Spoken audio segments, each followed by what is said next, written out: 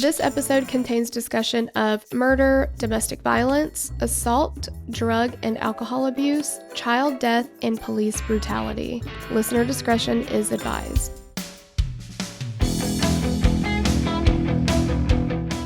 I want to take this opportunity to say, before we get into the overview, we have tried very, very hard to be as delicate and respectful of the pronunciation of names.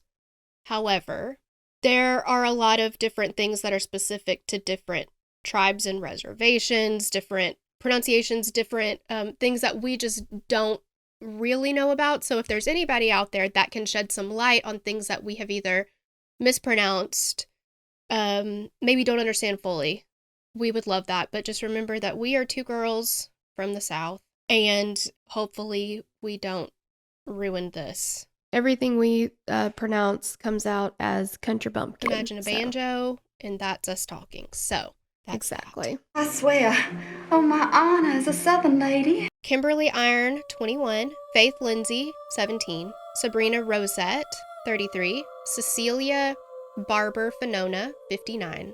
Jermain Liz Morigeau, 23. Olivia Lone Bear, 32. Faith Hedgepath, 19. Sherryl Lynn Jacquot, 43. Monica L. Bercier Wickre, 42. All of these Indigenous women were either murdered or disappeared under suspicious circumstances. Some have been solved, most of them have not.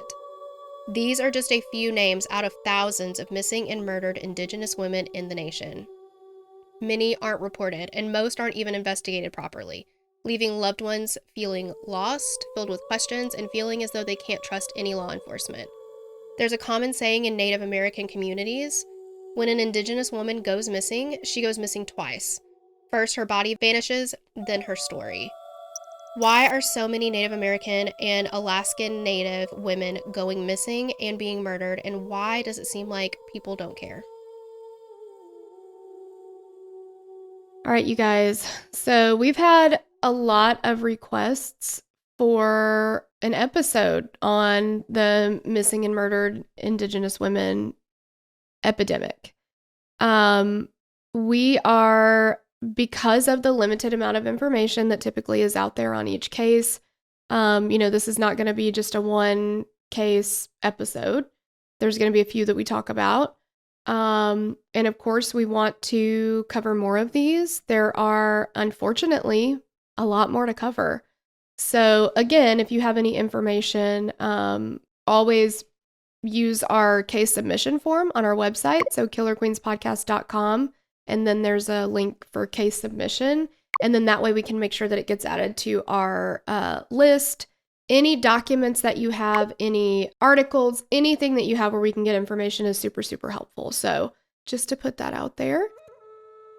In 2016, 5,712 cases of missing and murdered Indigenous women were reported in the United States.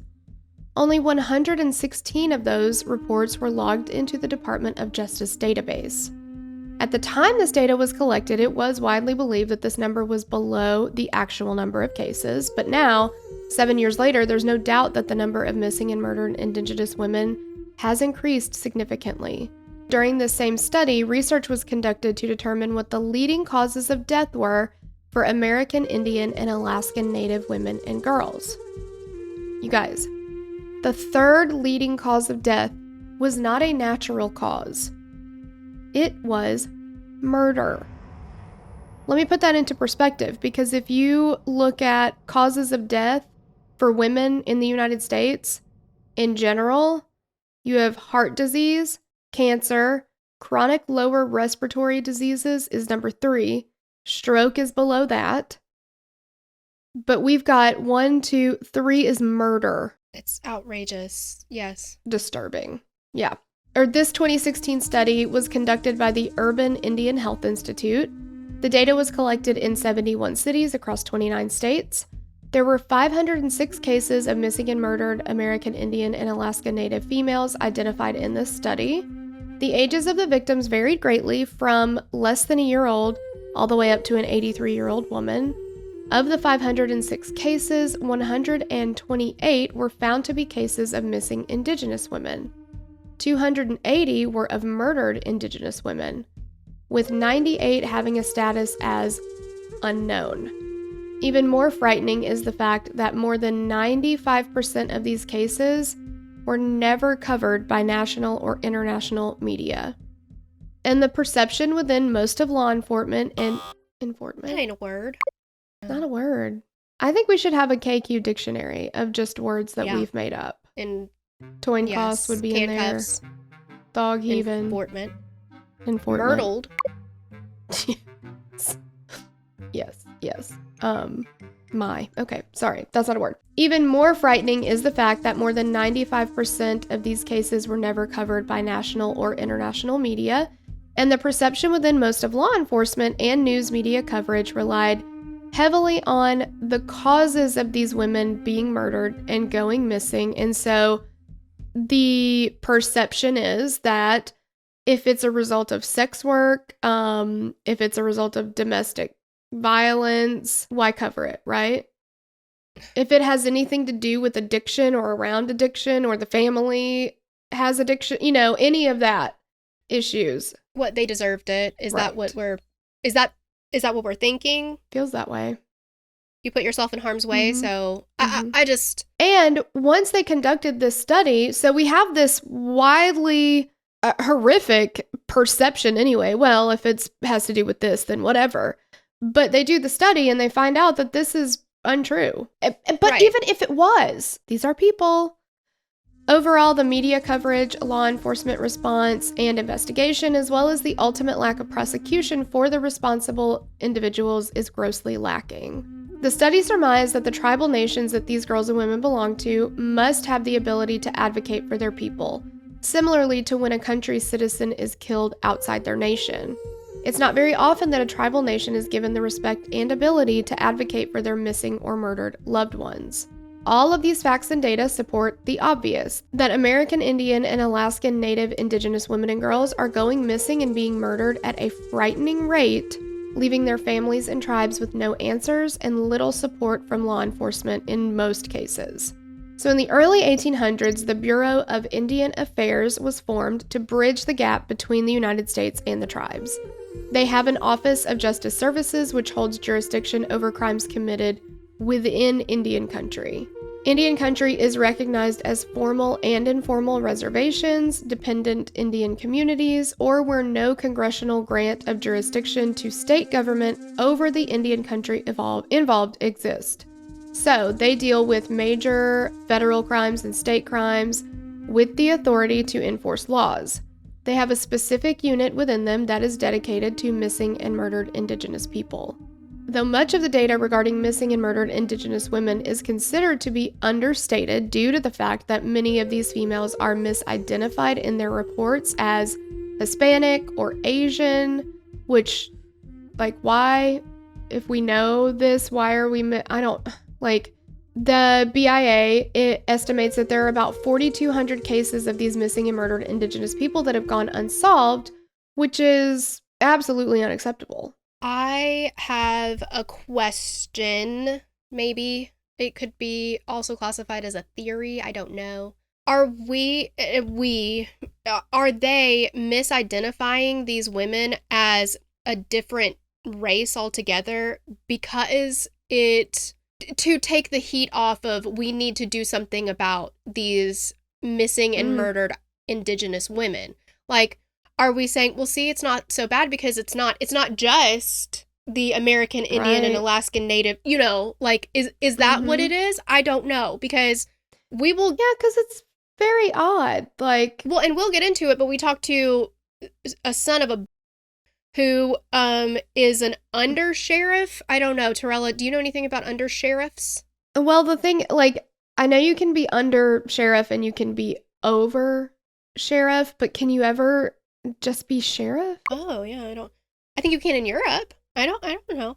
But this guy, who we'll get into a little bit later, he maintains, as recent as 2022, that this is not an epidemic. This is not something that anybody needs to worry about.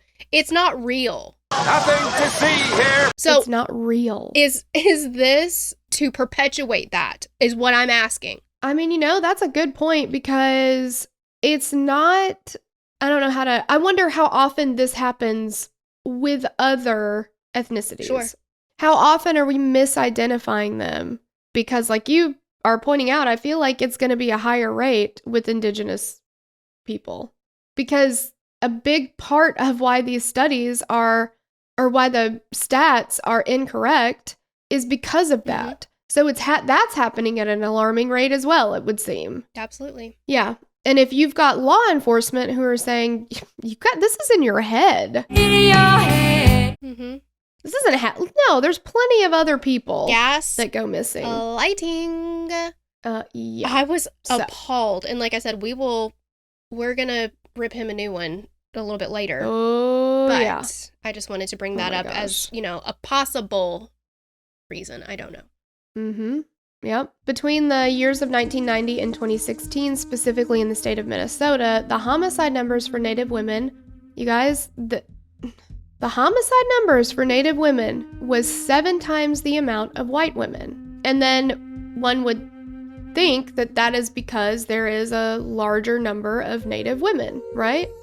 No. Opposite. They only made up 1% of Minnesota's population during those years. So 1% of the population were 7 times more likely to be murdered. And they made up 8% of all murdered women and girls in that state. Additionally, the missing and murdered Indigenous women in Minnesota found that somewhere between 27 to 54 Native American women went missing each month between those years.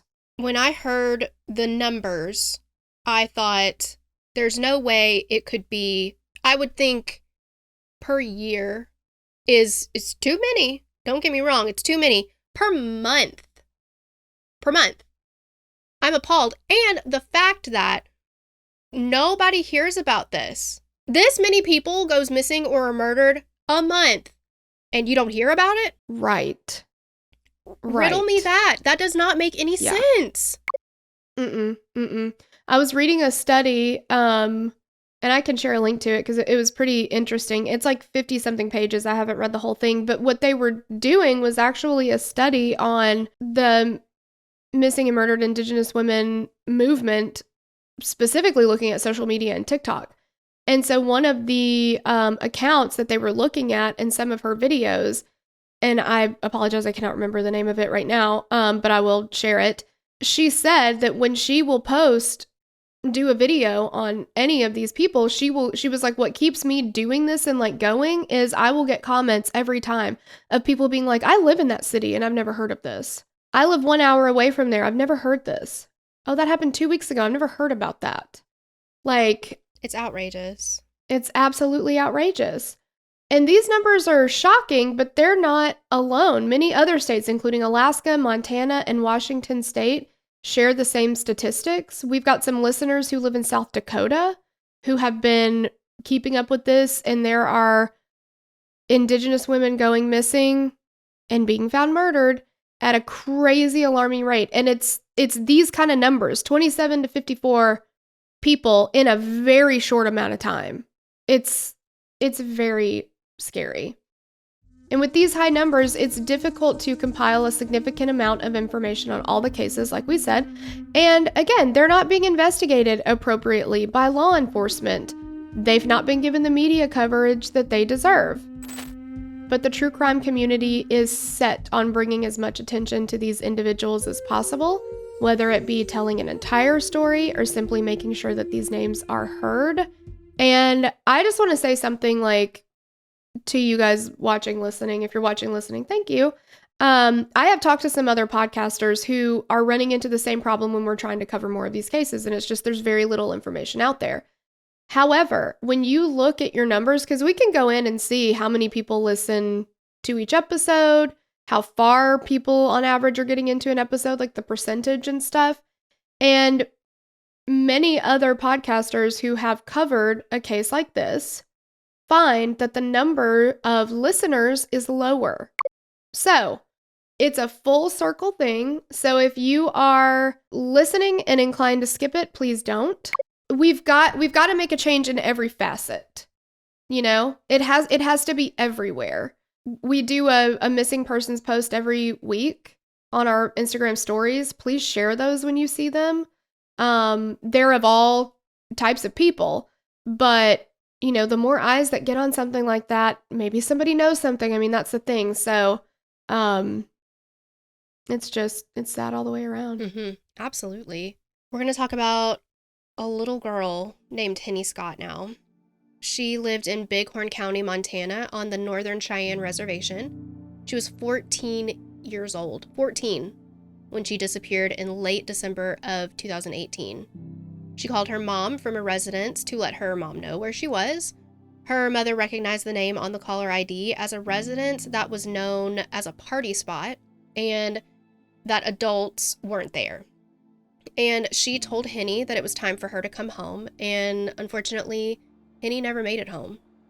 Her family was immediately worried, especially as rumors began circulating that there had been older men at the party that night who were known to target young girls. It's disgusting.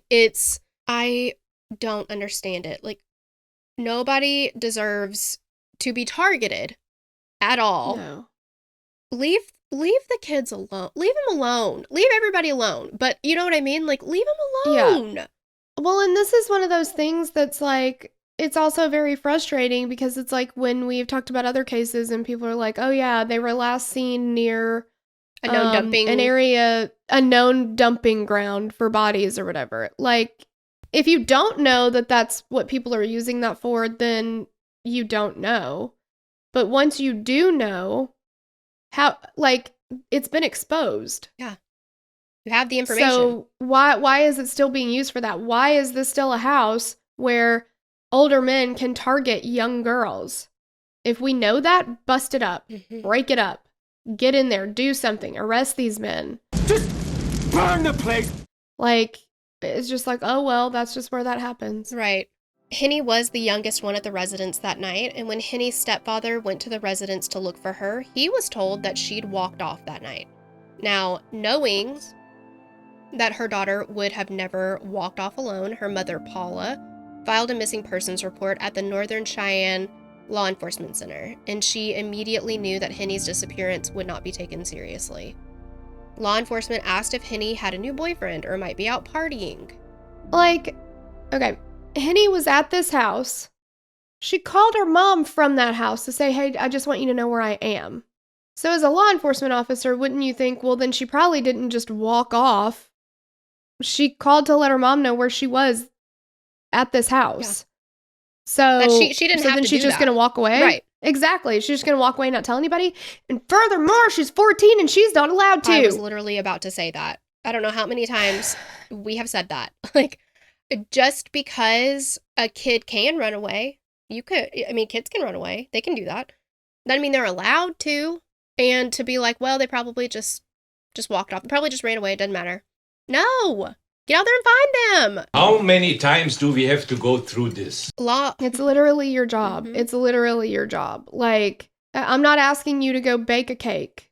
Right. That's outside of your job description. I'm asking you to look for a child that's missing. A child. Mm-hmm. Law enforcement, they didn't do anything. They provided no assistance. So Henny's friends and family began searching for the 14-year-old. 20 days later, on December 27th, a group found the body of Henny Scott.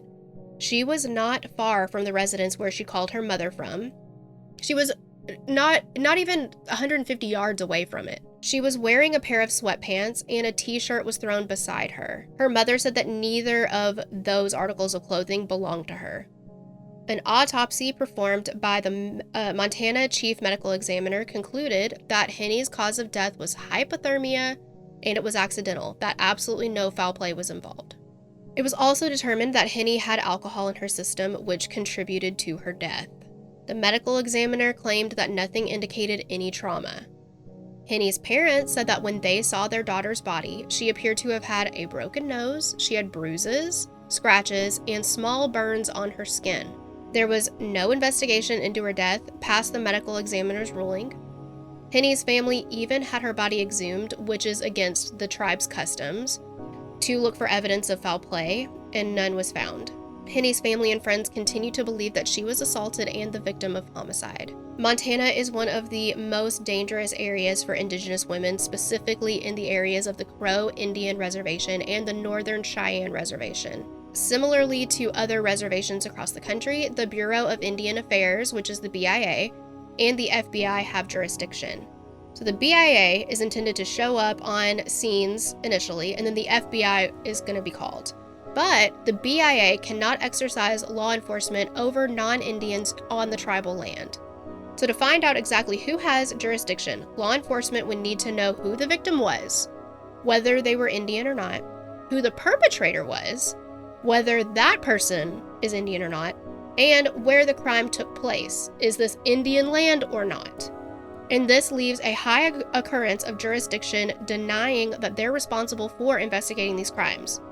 So the land at this point is almost lawless. I mean. Now we're going to talk about Cecelia. So on August 24th, 2019, 18-year-old Cecelia stops Pretty Places left her home on the Crow Reservation, not far from Hardin, Montana, to celebrate her recent birthday with friends. She and two of her friends planned to spend the night partying. Cecelia had not had an easy childhood, unfortunately. She grew up in a home with parents who heavily abused alcohol and drugs, and she became kind of the protector of her siblings, and everybody said she loved them fiercely. She was loyal and giving, and someone that her siblings and friends looked up to. On that August night, okay, and you guys, it's August, like, and you'll see a lot of when these missing or murdered, I would say, for the sake of what I'm about to say, for the murdered Indigenous women. If it happens in a place that has very cold temperatures, and it happens during the winter time, the cause of death that you will see most often, hypothermia. yes. An accidental. Very, very suspicious there. But like in the situation with Henny, her body was found. You could see the door to the house that she had been at. She could have easily walked there. And she is an able-bodied 14-year-old girl. But also, why is she in sweatpants? And as far as I could tell, she's topless because the shirt is laying next to her body, right? That's not normal. Well, the medical examiner did say, and I've heard this before, in the Lisk case, one of the victims was found just kind of out in the elements, and so they said that she had succumbed to the elements, but she was found naked. And I remember hearing it then that they said it's kind of this like reaction that your body has for whatever reason, like you will take clothes off when hypothermia is setting in. But again, she was so it's not like she was in the middle of nowhere where there was no shelter that she could have gotten to. She was so close to it that it was like, it's not like it was so far in the distance that house was a tiny, blip in the distance. It was right there. Oh, absolutely. And of course, I mean, if you have followed, we actually did a case. It was a couple of different cases in one episode, but we know that law, and this is different maybe than, but sometimes it happens where people of color or Indigenous people are taken by either law enforcement or somebody else and dropped off in a location where it's a very remote location. They have no way of getting back. But this is not that. It's very strange. Like, because I've been trying to, like I Googled, like, how long does hypothermia take to set in?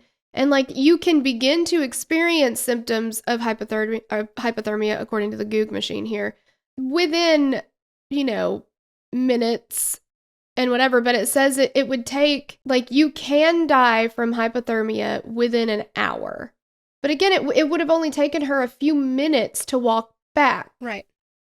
So why was she out there? Unless you have been incapacitated in some way physically, where she could not get up. to Right. right. Exactly. But we're not willing to look at that possibility. No. She walked off and she died. And it took 20 days to find her? Yes. And again, and we're going to see this again in other cases too, it's from here to right over there. And there were people out there looking. And they won't explore the possibility that somebody could have brought the body back there. It's just not possible. It doesn't make any sense. No.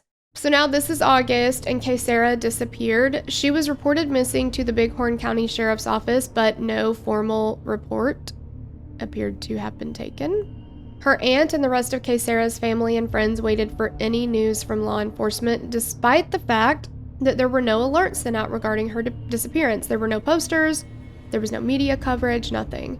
So 5 days after Cecelia disappeared, her aunt received a message from a coworker telling her that a jogger had just found the body of a deceased female in the backyard of a house in Hardin, just off the reservation. The house was on the corner of Mitchell Avenue, one of the main streets in the city. Cecelia's family received no communication from law enforcement reporting that a body matching her description had been found. Probably because they forgot the report in the first place, but... Right. To hear this from hey, there's been a body found, and not the police when you've reported this, So the body was transported to the state crime lab in Billings as a Jane Doe, and she was not identified until September 11th by using dental records, and the body belonged to 18-year-old Cecelia Stops Pretty Places. Due to significant decomposition, no cause of death was able to be determined. Her body was returned to Hardin, where the Bighorn County coroner cremated her, despite not having any approval from the family to do so. They didn't ask for that, and they weren't asked if they wanted that. Well, and there is a 3-part docuseries on Showtime, and it is called Murder in Bighorn. Yes. And in that docuseries, they said that it was against their tribal practices, religion. I'm forgetting the exact way that they put it, but that's something that you wouldn't be able to go through to the next afterlife, maybe, or something, if you were cremated. So there was absolutely no way that they would have requested this. They never would have signed off on it. Absolutely not. Yeah. No. It never would have. And what does that tell you? It makes you wonder, are they trying to cover something up or hide something? Mm-hmm, and again, this is on a busy street in this area. On a busy street, they found her. Mm-hmm. And it took however long to where she was so badly decomposed that they couldn't. Every time, and I don't think that I'm alone here, but I feel like I'm taking crazy pills because none of this makes sense.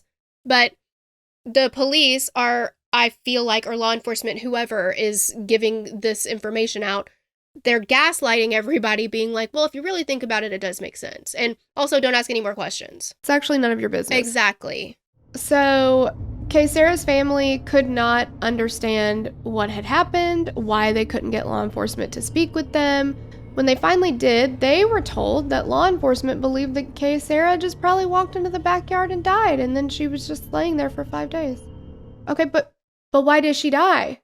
You don't just lay down and say, I'm done, and then die. It's not like a movie. You don't do the okay, I'm dead. Right. That's not how it works. So what do you mean she just laid down and then died? And how is that a logical explanation? How does somebody with a straight face say, well, they probably just went out there and died. That was it. A completely healthy 18-year-old girl. And she was found with her phone. Her phone was with her. Mm-hmm.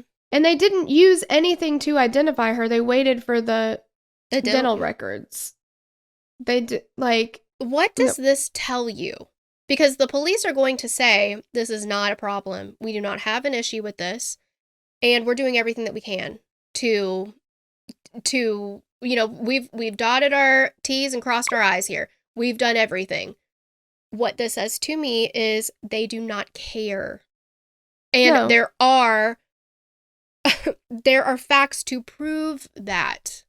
It's not just I don't know, but maybe they don't care. No, tell me I'm wrong. Right. Yeah. Because if this is incorrect, then give me one thing that shows that it's incorrect. Yeah. I've got examples saying that it is correct, but if you've got examples saying it's incorrect, then I'll take them. Like, I would welcome that. We want to be wrong, right? But it's like, yeah, and the families would welcome that. Yeah. Some of Cecelia's family felt that a recent social media post that she'd made could have affected the response to her death. A few weeks prior, during the annual Crow Fair celebration, Cecelia filmed as a fight broke out, which ended in the police being called. And the responding officers began beating one of the boys who had instigated the fight. This boy was Cecelia's brother. Police reports said the young man was acting aggressive and resisting arrest, and one of the officers accused of beating him was with the Bighorn County Sheriff's Office. Because, I mean, again, I'm not a conspiracy theorist or anything, but she's got video that incriminates police officers. I'm not saying they killed her, but she's now passed away. And they have her body cremated knowing full well that that's completely against any of her family's beliefs. Like, they would know that. I might not know that until hearing this, but they know that. And even if they didn't, let's say they didn't. I don't know if I believe it, but let's say they didn't.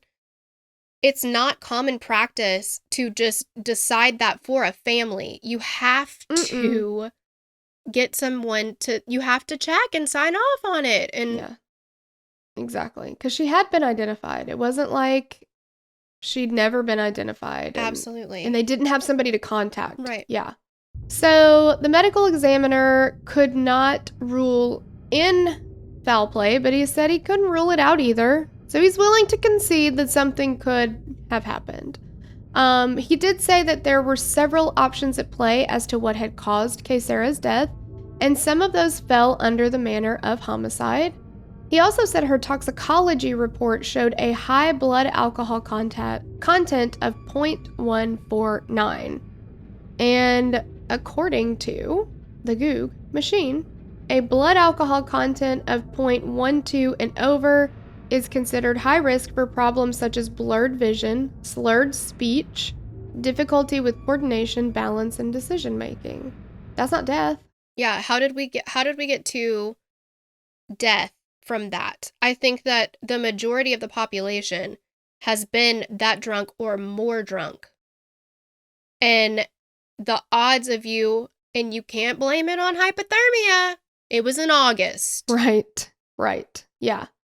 And the next level up that's on this little chart here is 0.17 to 0.20, falling down, impaired reactions, possible vomiting. So again, not dead. Right. But she wasn't even to that level. So say she was walking outside in the yard, she tripped and fell, and she began to vomit, and she aspirated. There's no evidence of that.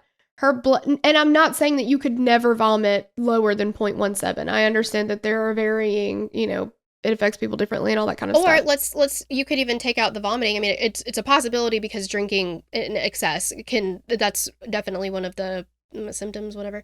But let's say she fell down and hit her head on something, but there's no evidence of that. No. Yeah, they don't have anything that says, because at the blood alcohol content that she was at, and I get that she was 18 and, maybe she was smaller and, all that kind of stuff. Like, I don't know exactly what, because I know it's different for different weights and like all that kind of stuff. Your body metabolizes it differently. But the standard for that blood alcohol content is slurred speech, blurred difficulty vision with coordination. Yeah. It's not life and death situations here. And like you said, can you fall down and hit your head? Yes, of course you can. But if she'd hit her head hard enough to die, even if your body is decomposed for 5 days, maybe you don't have the soft tissues anymore, but you would think you'd have something there. I mean, I don't know, but it's just a lot of, we think it was she just died. We think it was hypothermia. And then what we see in a lot of I say a lot of these cases, but the cases where we hear anything at all about it, a lot of the ones that I have heard about are, they say, well, she had a very, very high alcohol content, high blood alcohol content. So they're saying, what I'm hearing is that they're saying that that has contributed to the death in some way. Right. They don't say how. How. They don't say Right. why. It's just like giving you enough to satiate, you know, like pacify you. Okay, well, that's all you need to know. So, and it resulted in their death. How, though? Yeah. Well, because she walked outside and laid down and died. I feel like you didn't hear them say that. Now, listen. This is... Hopefully this makes sense. I had a cat once, Regis Philbin, greatest cat I've ever had in my entire life. I don't know what was wrong with him. I have no idea. But one day, he went out into the yard, because that's what cats do. They find a spot, and then they lay down and die. They don't want to bother anybody else with it, right? All right, that has happened. He went out and laid down and died. But guess what? He had something else wrong with him. There was something else wrong. Right. Yeah. It wasn't just that he decided to just, end and go be with the Lord. I don't know if all cats go to heaven. I know dogs do, but it just does not. 18, out hanging out with friends. No. And no major health issues that we know of. And the family would have said that. Because again, like you said, they would have, I don't think that they would have withheld information like that if they thought, oh my gosh, she's had a horrible liver disease or something. They would not withhold that because they are not out to just get law enforcement. They want answers. They want answers, yes, because this is their loved one. Yes. I'm getting heated, man. I know it, man. I know it. Oh, I hate it here. A report was released 2 years following Cecelia's death with witness statements from the friends that she'd been with the night that she disappeared. So she'd been with friends drinking at a house in Hardin, and an argument between the three girls and the man who'd provided them with alcohol escalated, and they were outside around 3 a.m. There were two different accounts of what initially frightened the group, either a car alarm or a passing police cruiser, which caused them to flee in different directions. And this was the last report of anyone seeing Cecelia alive. Her case is said to be active, however, no further information has been released to the public in almost 2 years. And again, if she did run away in a different direction from other people, she was on the busiest street in the entire town. Mm-hmm. She could have flagged somebody down. I mean, okay, so she ran in a direction away from maybe the other people. They all went in different directions. But the other two friends that didn't kill them. Exactly. Yes, exactly. It just doesn't make sense. No, absolutely not. It does again, not like you said, they'll give you this much and say, well, but she ran out there. Okay, you're still not connecting all of the dots for me. That tells me nothing. Exactly. In fact, it gives me more questions than answers. But you don't get to know that. Right. And I wonder, too, because this is what happens. It happens sometimes. I feel like it has happened. I'll say that. I'm not trying to come for all law enforcement because I think some people do their jobs well and some people go above and beyond. Some people are in it for the right reasons. However, sometimes we have seen in cases where law enforcement wants to keep a case active. So they, instead of saying, oh, it's a cold case, because then at that point, the family can say, I want all of the files. Mm-hmm. I'll take it on myself, but they don't want to do that. Yeah. If it's active, they can keep it under wraps. Absolutely. Well, that's convenient. And there exists a distrust of white men by Native Americans, and that's based on an incredibly violent history. Colonizers came into the land that belonged to Native Americans, taking whatever they wanted.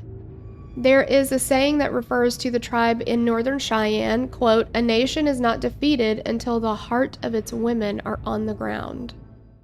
That's very sad. Mm-hmm. They believed that when the colonizers saw the position that the Native women held, the respect that they had from their tribes, they did everything that they could to break that. They wanted to completely kill their spirits.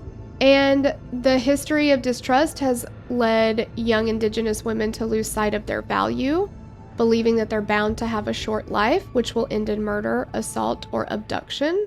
And this is coming from some of the women who were, and other people, but in this, they talked about this in Murder in Bighorn, And just like, it's just so sad that if the goal was to break their spirits, they've done a good job. Uh-huh.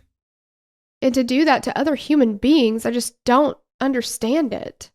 And one of the women in the documentary said, a lot of these young women have this mindset that I'm probably going to die young anyway. So I'm going to enjoy the time that I have, and I'm not going to, like, I'm just going to do whatever I want, even if I might be in a dangerous situation. Because, like, what's the point? Right. I mean, I could be way off here because sometimes I think I know, but I have no idea, like diary style, but it's a pattern of systemic oppression, and it's affected, it's rippled out, everybody is affected by it. It happened for so many years, for so long, and now look at where we are. Right. And I am so ashamed. And I will say this, and I completely understand now. I didn't know at the time. I have, because I think if you've listened or watched, I love to bust out in song. I don't know why, because I don't even like musicals, but I like to break out into song. It doesn't make sense to me, and I've come to terms with it. Hopefully you do too. But I've sung songs from the Disney movie Pocahontas, and we had gotten some feedback on that, like, hey guys, this is not, it's insensitive. And I was like, oh, it's just, I loved that soundtrack. And after learning more about the way that white colonizers affected Indigenous people, not women, but, now I get it. And so it's like the more you know, but yeah, I just want to apologize. Pocahontas romanticized that. The movie, Pocahontas, absolutely, yes. Yes. And as little girls, we just thought, oh, love story. They met and fell in love. Yes. It's like the more you know, and I always want to learn, and I always want to do better, so I'll just say that, because it's incredibly eye-opening in the saddest and most infuriating way possible, because this should not be the world that anybody has to live in. And the fact that it is the world, it feels like, is preying on these women, and I don't think it's limited to Indigenous women, but this is what we're talking about right now, and it is an epidemic that is absolutely outrageous, and I'm so mad about it. But it's just, I don't know, I'm mad. I'm mad about it, and I understand more now. I'll never be able to understand completely, but I do understand a little bit more. It is really, I mean, it's disappointing. I keep losing my shirt there, sorry. It's disappointing because, in school we learned about some things, Sure.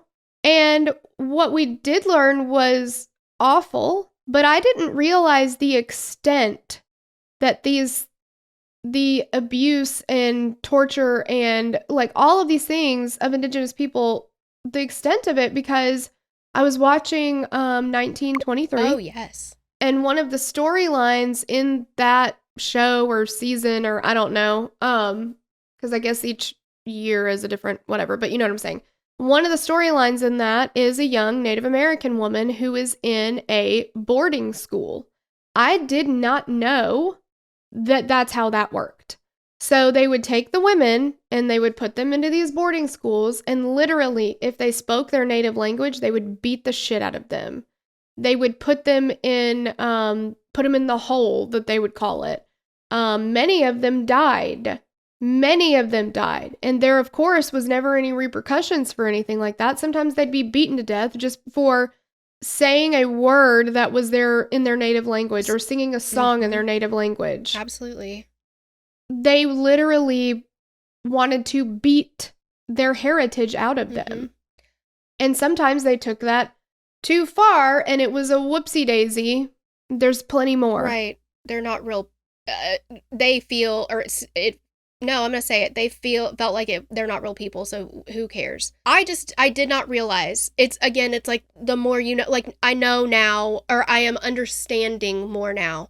But when we learned about it in school, or if I saw it in a movie or something like that, I thought, man, it was awful for them back then.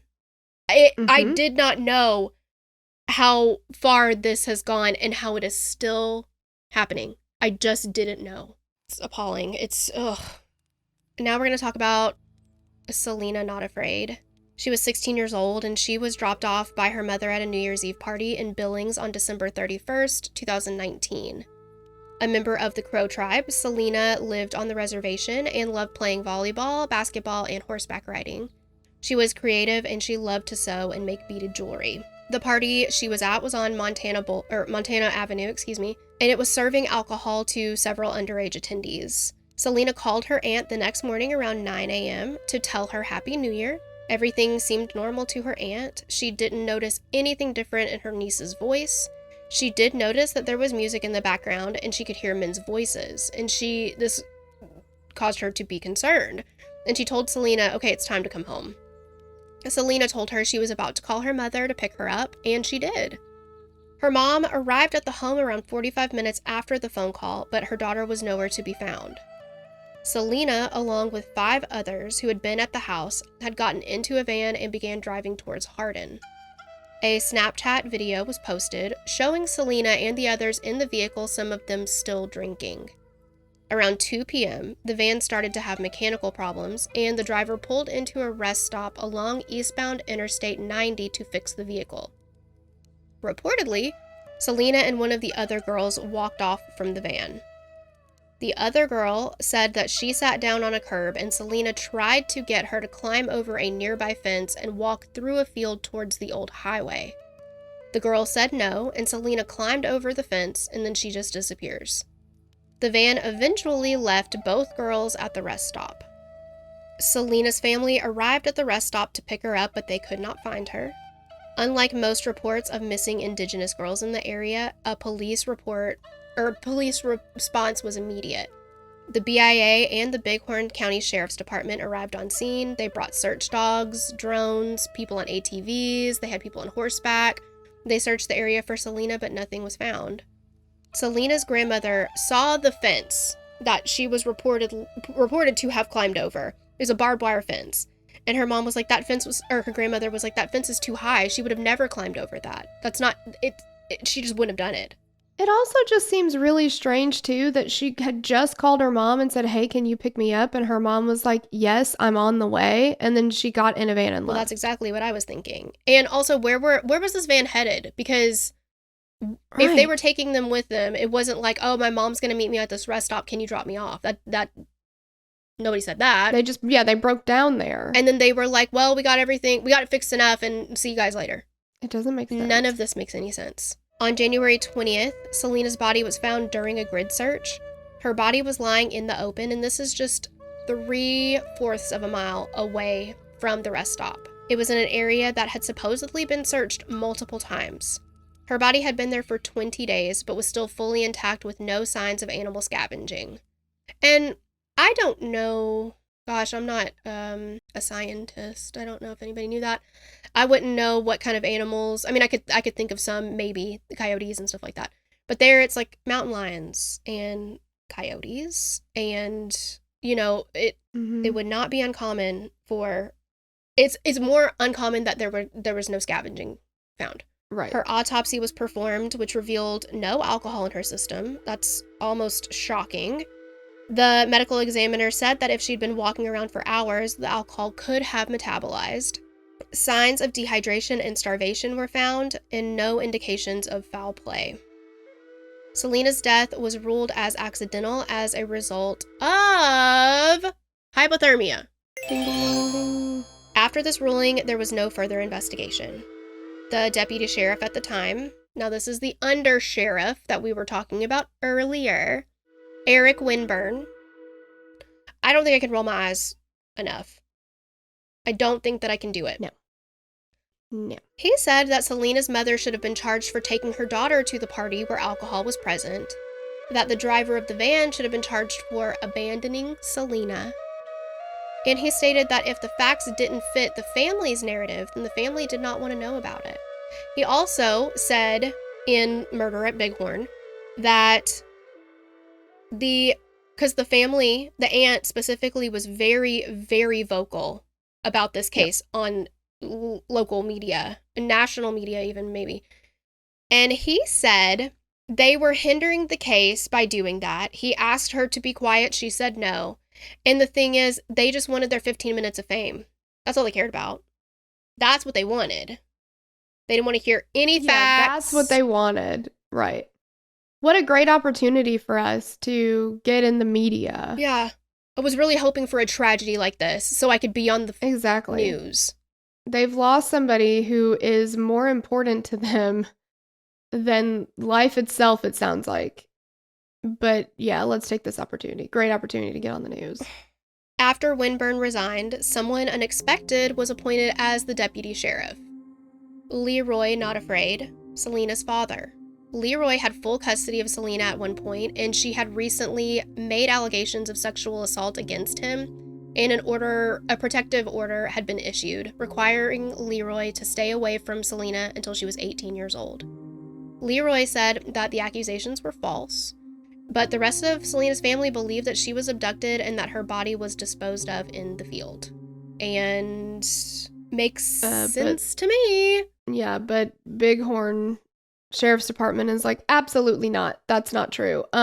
She wandered out. Okay, so in this case, then you can be like, okay, well then your search was bullshit. Because you had drones, you had dogs, you had all kinds of people, you're doing all these grid searches. And they're like, no. Well, we did a great search. Well, and what did they say? Because I think Eric Winburn, he said she was found under some sagebrush. But her aunt, who saw the location of where the body was found, said, no. She was out in the open.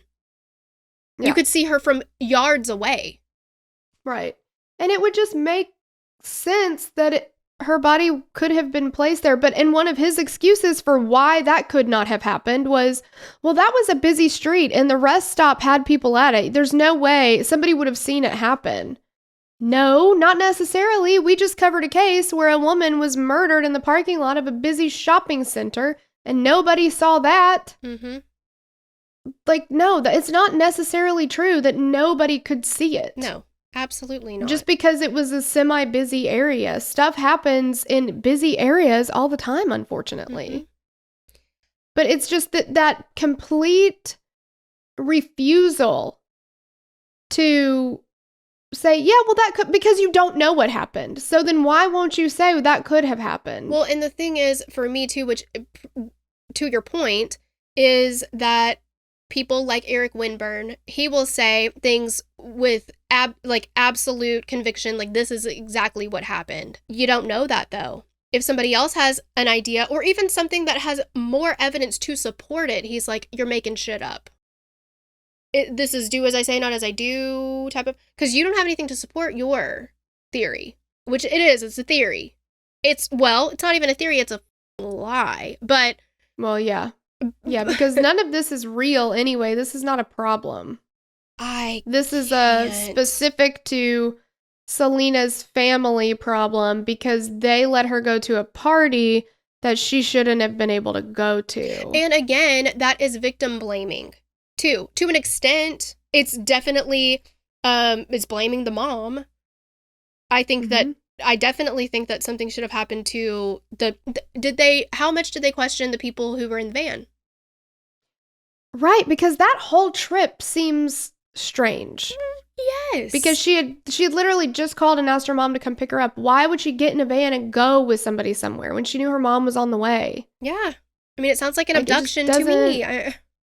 Exactly. And you guys, I mean, you got to watch this documentary or look more into these cases, but we don't even have time to go over the fact that, all of the stuff with Leroy in the family and his behavior with his child and just, you got to see his reaction and his excuses and just, he's just yucky. But that's a conflict of interest like no other. I don't understand why he could then be pretty much in charge of that. No, absolutely. It's outrageously inappropriate, yes.